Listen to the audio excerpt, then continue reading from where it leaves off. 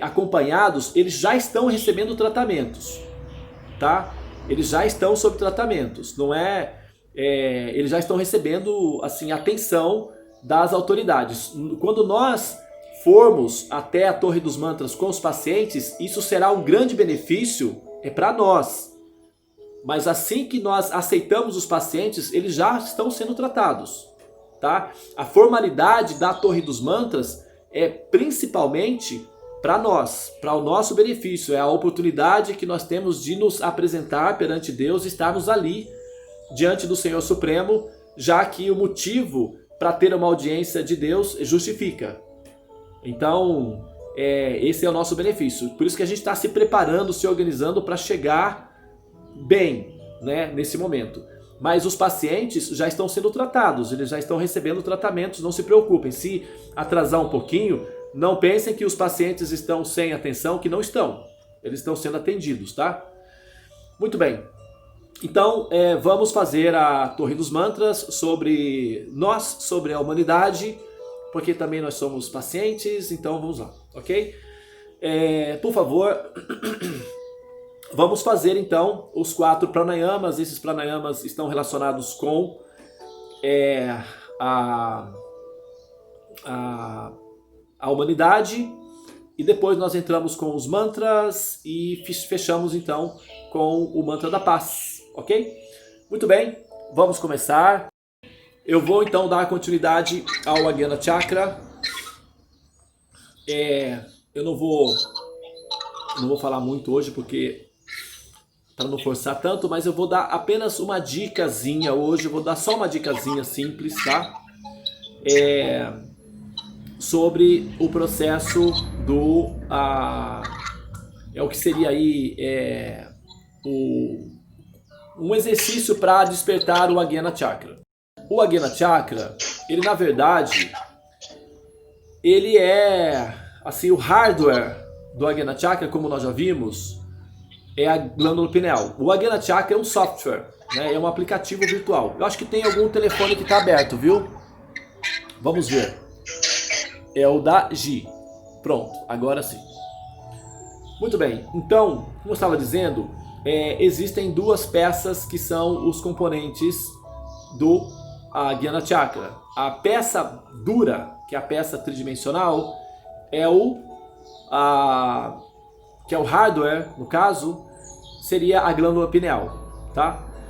E a peça que seria o aplicativo que é, né, feito o download, então seria justamente o Ajna Chakra propriamente dito, que seria o chakra frontal, é o chamado chakra frontal, ou chakra do despertar, né?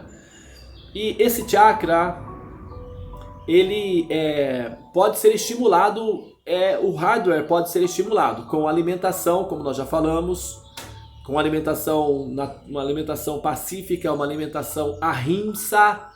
Himsa significa violência, e ahimsa, que tem aí o prefixo de negação, o ahimsa, que significa não violência. Então, a alimentação ahimsa, que é uma alimentação não violenta, uma alimentação pacífica, ela estimula o princípio do Ajna Chakra, tá? Ela estimula o hardware, que seria, no caso, o Ajna Chakra, tá?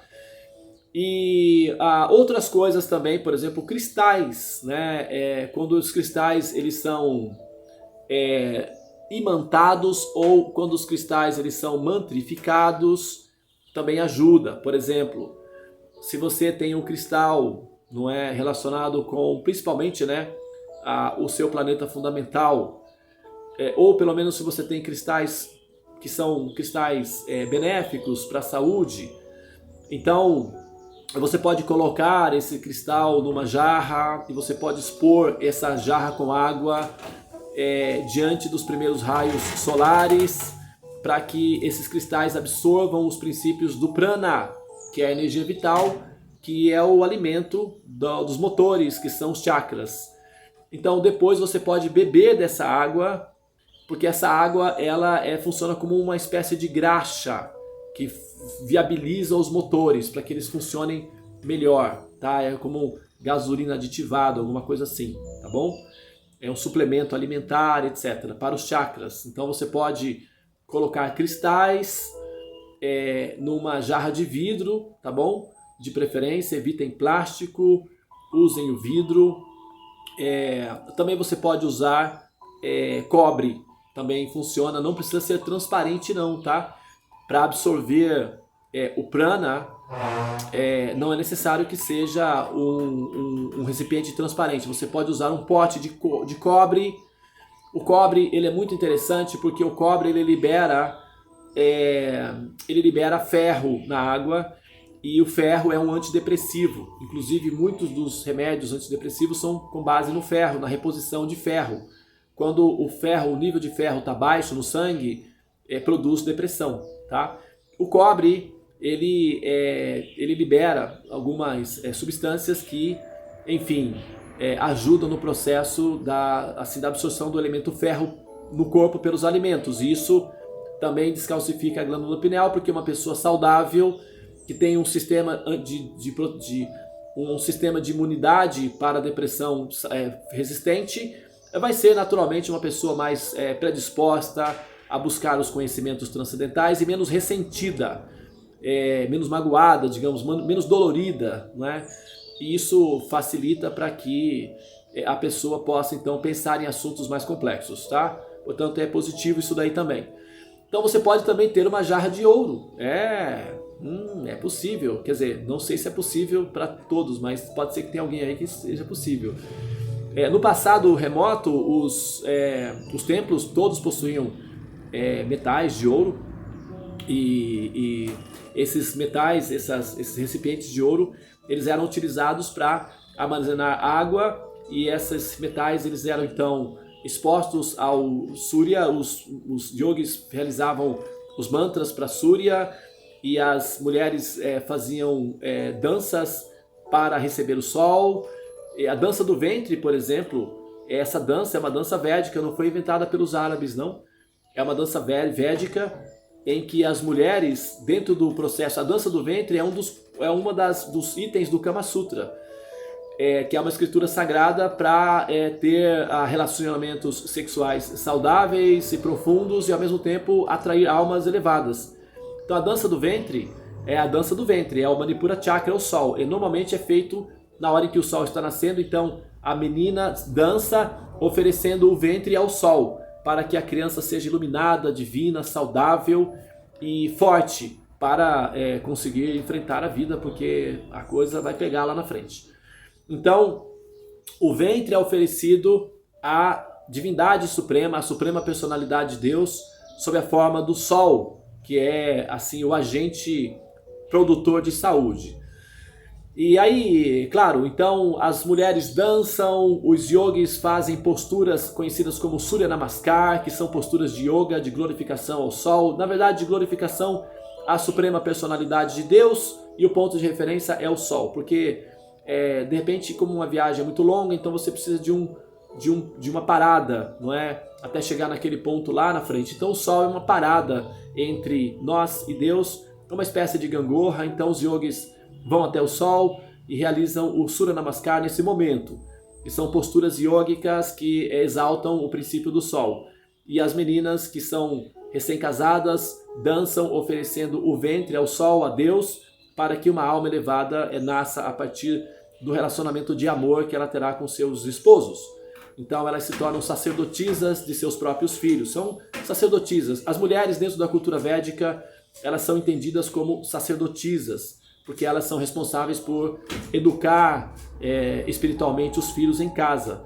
Então, elas têm mais acesso aos filhos, os homens saem para trabalhar no campo, enfim, fazendo o que tem que fazer, e são as mulheres que ficam com as crianças. Então, a cultura védica, basicamente, ela é mantida e levada adiante pelas mulheres. Então, as mulheres são as sacerdotisas do conhecimento védico. A divindade suprema do conhecimento védico é feminina, é a deusa Sarasvati, a deusa do conhecimento. Essa deusa Sarasvati é a deusa que aparecia na mente do matemático chamado Ramanujan. Quem quiser entender essa forma de se manifestar, pode procurar no History Channel um documentário sobre alienígenas do passado Ramanujan, o maior matemático do mundo, e ali está explicado mais ou menos, né, como é que a deusa Sarasvati, que é a do conhecimento, transferia dados diretamente para o processador do Ramanuja e ele conseguia então registrar esses dados depois. Então, assim, a cultura védica tem uma inclinação, uma motivação feminina, porque no final a suprema personalidade de Deus, o seu aspecto interno é feminino, não é efeminado, é diferente, tá, pessoal? É feminino. Então, todo o conhecimento da cultura védica é um conhecimento, assim, absolutamente alinhado, né, com a política do sistema de política atual, que, assim, às vezes as pessoas falam, mas quando, assim, você pode dar uma palestra para falar sobre Deus, por exemplo, e se tiver pessoas com inclinação feminista, podem questionar, mas por que Deus tem que ser um homem? Por que tem que ser? Quem que definiu que teria que ser um homem e tal? Existem os questionamentos atuais, mas isso não é um problema para a cultura védica, porque, né, os aspectos masculino e feminino estão em harmonia dentro do contexto do conhecimento védico. Então, nesse ponto, como eu estou falando, existem diferentes exercícios que podem ser ativadores do hardware, que é o Ajna Chakra, a glândula pineal. Então, os templos oferecem os vasos, os potes com água. Essas águas, né, são então mantrificadas pela bênção do sol. Depois, com essas mesmas águas, banhado as divindades nos templos. Depois, essa água que banha a divindade, ou seja, a deidade, é recolhida e as pessoas então banham-se com essas águas, ou então elas bebem dessa água, ou elas utilizam essa água para cozinhar os seus alimentos, e essas águas também são jogadas nos rios, e os rios ficam sagrados. Por isso que o rio Ganges é um rio sagrado, porque as águas que banham o Senhor Supremo são colocadas no rio, e o rio se torna sagrado, né? Um outro exercício que pode ser feito também, por exemplo, é uma coisa bem simples, né? Você pode pegar um pouquinho de ghee, ok? A tilaka, né, por exemplo, ela é um ativador da glândula pineal. Às vezes também se coloca um pontinho aqui, você pode ver que entre os mestres védicos, normalmente eles têm marcas na testa, os yogis possuem marcas na testa, e é muito comum você ir ao templo, depois de um puja, uma adoração, eles pegam lá um barrinho colorido, pode ser vermelho ou amarelo, dependendo do tipo de tempero que eles colocam. Daí eles vêm e tocam assim na sua testa. Então a pessoa vai no templo, presta reverência e o sacerdote, o pujari, toca na testa da pessoa, ativando a glândula pineal. Tem alguns lugares que é com grãozinho de arroz. Tem um barrinho com grãozinho de arroz. Então a pessoa sai do templo com um pontinho aqui e com um grãozinho de arroz. É bem engraçadinho, né? E é muito lindo, é simplesmente encantador. Os homens vão, prestam reverência para a deidade e saem, depois eles vão para o trabalho. Daí também tem crianças, tem famílias. Às vezes você vai, tem criancinhas, né? Criancinhas que é a cultura, né? Já desde criança, já cedinho, antes de ir para a escola, vai no templo e chega lá, Babuji, Babuji, que é o sacerdote, né? Aí o sacerdote faz alguma pergunta, ela responde, aí o sacerdote dá um docinho, ela fica feliz, aí dá um pontinho, vai. É uma coisa assim, é muito gostoso de ver. Francamente, é muito bom, é prazeroso, é encantador, é uma cultura encantadora. E ou uma das formas de também ativar o Ajna Chakra, agora sim, vocês vão ficar surpresos. Deixei para o final. É tocar nos pés da própria mãe. Acredite, ativa a glândula pineal. Tocar nos pés da própria mãe. Ah, mas a minha mãe não dá. Não tem problema. Eu não estou falando. Veja bem, gente, a questão é o princípio da mãe, tá? O resultado final máximo de Deus é a natureza maternal. Então a mãe representa Deus. Sinto muito. Ah, mas a minha mãe não tem nada a ver. A questão é o princípio, tá? Nós estamos falando do princípio mãe. Então, na cultura védica, todos os meninos e todas as crianças são ensinadas a primeira coisa que se faz ao acordar pela manhã, ir até a mãe, tocar nos pés e tocar aqui, ó. Aqui assim, e depois no coração. A Jnana Chakra e a Anahata Chakra. Mente e emoção purificados, ativados, tá? Então você vai, a Govinda Lila está organizando um grupo para ir para a Índia. E lá vocês vão ver isso daí, tá bom? Inclusive vocês vão me ver fazendo isso. Mas a sua mãe vai estar lá? Eu falo, não vai, tá? Minha mãe pessoal não vai estar. Mas a mãe, o princípio mãe vai estar. Então é só isso que é o suficiente. Não é necessário que seja a mãe, basta que seja o princípio mãe. Então vocês vão me ver entrando no templo, e se tiver senhorinhas, se tiver mulheres, uma das coisas que eu farei é ir lá e prestar reverência no chão onde elas pisam.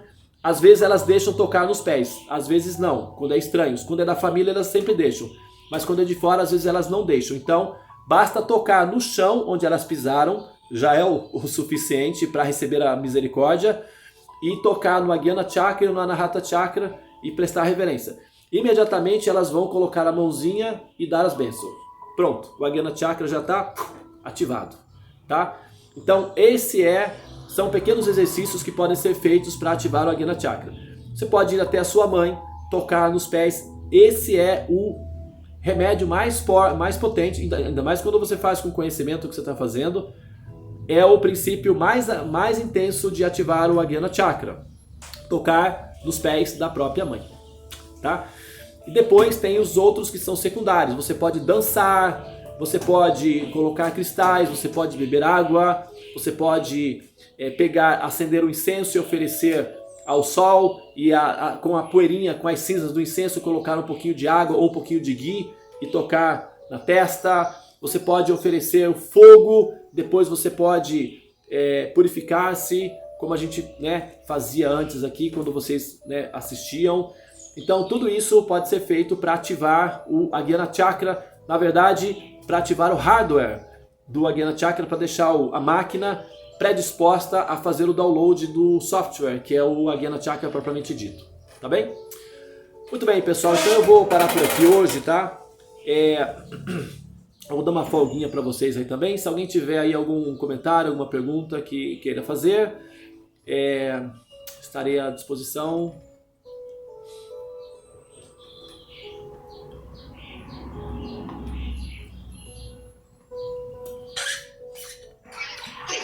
Se você não tiver uma vasilha de ouro, você colocar objetos de ouro dentro da vasilha também resolve? Olha! Aê, olha, aê! Em casa, minha água só é organizada e eu coloco objetos de ouro dentro da água. Objetos de ouro. Vale também, porque o elemento ouro, ele é produzido pela fusão nuclear das explosões, das supernovas, das estrelas. Então, ele está relacionado com o princípio Sol. O Sol é um reator que explode constantemente, né? E o ouro é um elemento ligado ao Sol. Então você pode ter elemento ouro. Você pode colocar assim. Mas não vai esquecer lá, né? Porque senão o pessoal engole, bebe tudo. Dependendo do objeto, né? Se for pequeno, é perigoso. É verdade, uma vez uma menina deixou uma pérola numa garrafa e a funcionária dela foi, bebeu água e engoliu a pérola dela. Foi dar um trabalho para conseguir de volta. Além do ouro,